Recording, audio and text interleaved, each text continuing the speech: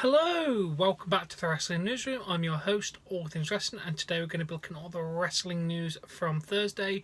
We start with the SmackDown Live ratings, which was up by a considerable margin compared to last week. Last week it got 2.20 million viewers. This week it got 2.39, so nearly 2.4 million. That was close to an extra 100. Nearly 200,000 people. Damn, that's pretty damn good, SmackDown. We like it. Keep it up, guys. Keep it up. Then I have a bit of an update on the Dead Man Talking trademark applied by StarCast. It has now been approved for publication. So anything he's going to be appearing in outside WWE and in the StarCast kind of stuff will be using Dead Man Talking. We'll now figure out soon if WWE have an issue with this. When do we have an issue with this? Then just a couple of things regarding Charlotte and The Miz. I have more to cover with Charlotte later. Miz is putting his Austin, Texas home on the market for $2.75 million. It's the house they moved into during the first season of Miz and Mrs. and will be featured in the second season. So, damn, $2.57 million. That is an expensive house. Then Charlotte called out ESPN. They billed her as Ric Flair's daughter on her appearance on Tuesday night at SportsCenter. She said, 7 times, now 8, women's champion would have been fine. If you need more detailed list of my accolades, feel free to reference last year's body issue or one of many articles about me on your website. Sincerely, daughter of WWE Hall of Famer Ric Flair. Ding! I can agree with her on the situation. Why are you billing her as Ric Flair's daughter? She's got her own career going on, so yeah, dick move, guys. Dick move. Then we have an update on The Undertaker's WrestleMania appearance. It has been said that there is now operating on the theory that he will not be appearing at Mania, which has now been a big shock for internal people. So they thought he might have appeared, but no, they're going on the theory that he won't be there. This could be the end of The Undertaker, which is a shame. And then WWE considering having John Cena interrupt Elias at WrestleMania. So yeah, fair point. And then, if you've not already heard this, everyone's heard this, JoJo is confirmed she is now pregnant with Bray Wyatt's child. She said, I'm so excited to announce baby Kanash, or Nash, I don't know, it's got a K at the beginning, I don't know. Kanash, Nash, one of those two, coming this June. This has been the most beautiful, incredible experience of my life so far. I'm so happy that I was able to use the time to enjoy this privately, but now I'm ready to share it with you all. I could not be happier. This truly has been the biggest blessing, and words cannot explain how ready and excited we are for you to meet my little man. I love you more than you will ever know, and oh, WWE Universe, we will be back when the time is right. So yeah, she put a picture of her on the beach with a belly bump, and yeah, she's confirmed she's pregnant. So congratulations to Bray Wyatt and JoJo on the soon to be arrival of your firstborn child. I believe this is Bray Wyatt's first child as well. Don't fact check that, please.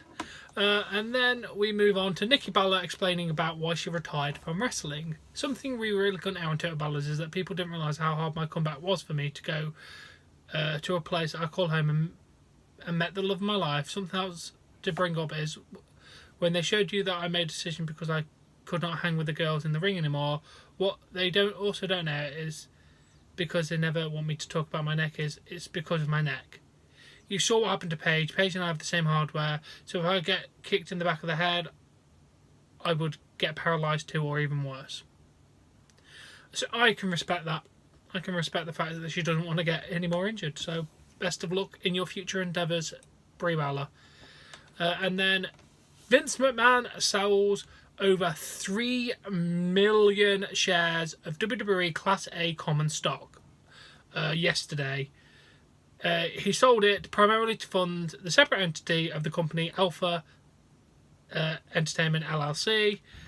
which, as you know, is the parent company of XFL. So he's selling his stuff to fund it. So it's not WWE money, which is really good.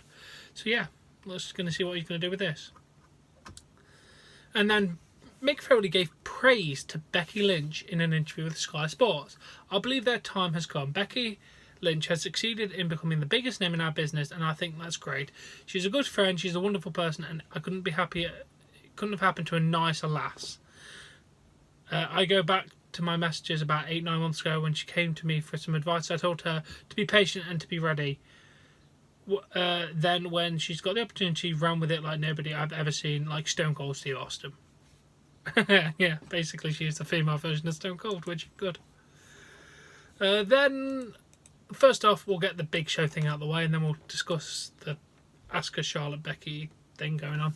TMZ had an interview with Big Show, who criticised US Secretary of Education Betsy DeVos for proposing a major budget cut to Special Olympics during the fiscal year. I'm appalled, to tell you the truth. $18 million is the entire allocated budget for the Special Olympics. It literally makes zero sense. The message she's sending is that people with special needs, children with special needs, aren't important enough to be part of society. It's not about kids running and competing for medals. These kids are seen by doctors. There are so many education things, group programs, things that help them improve their quality of life. To take away that opportunity is just a horrible, callous, insensitive decision. I can agree with you, mate. I don't think they should cut it. It is a great opportunity for special needs kids to be a part of the Special Olympics. It gives them a chance to socialise with other people that are the same as them and get out to socialise where they might not get out and socialise anywhere else. So, yeah, I definitely agree that they should not cut the budget for the Special Olympics. Then, Dave Meltzer talked about Asuka losing the SmackDown Women's title to Charlotte. It's not about Asuka, it's about Charlotte. The women's champion could have been Asuka, it could have been Naomi, it could have been Carmella. It doesn't matter who the women's champion would have been. They want the horsewomen closing out the show as champions at WrestleMania. So whoever was the SmackDown Women's Champion was losing to Charlotte. Don't make a bigger deal out of this than it is, because it's not a big deal at all. You took the SmackDown Women's Championship off the main card to push it onto a person who's already got a match. How is that not a big deal? I don't know. And then according to Dave Meltzer, Mandy Rose was scheduled to be the winner of the number one contenders match on SmackDown and face Asuka at WrestleMania. The decision was to cut back the main card and make the Raw Women's Champion much stronger at the same time. Yeah, because we really now value this belt. Because you've just taken it off a match to put it into another match. It makes the belt look like a piece of shit. Good job. And regarding the Raw Women's title match, it was mentioned that it's used to set up a clear direction for next Mania, but Vince could easily change his mind between now and then, obviously. The plan is reported not to merge the titles for a long time, although the rumour is the match could be a winner-take-all scenario. Regarding the possibility of the unification, Dave Meltzer did say, we're told that it's very unlikely that they do want each brand to have a separate championship. Of course you want. They're two separate brands. You don't want to take one of the belts away, do you? Especially the women's, who are already having enough time trying to get noticed. So yes, it's one of those. It's a bad situation. Ooh, we have some NXT results. Spoilers for this.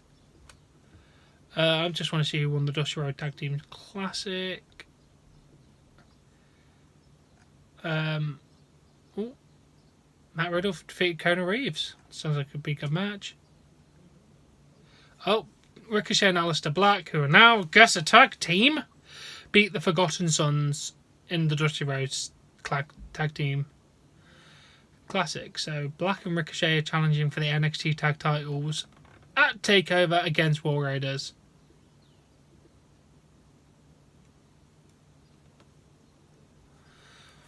Why are we putting two single stars in a team everywhere? What is the point of this? Ricochet and Aleister Black need to be facing each other, or facing Samoa Joe, or Bobby Lashley are facing for a championship. They don't need to be tag partners. I mean, I know they're fighting for a championship. Yeah. Don't say that in the comments. Yes, I know. They need to be facing for singles championships. What are we doing here? Oh, I wish I didn't read that now. It annoyed me. Anyway, that is the wrestling news for today. As always, if you have enjoyed this video, please give it a like. Please support me on Patreon. Link in the description below. Subscribe to see more content. And remember, if you don't subscribe, you're gonna get fired.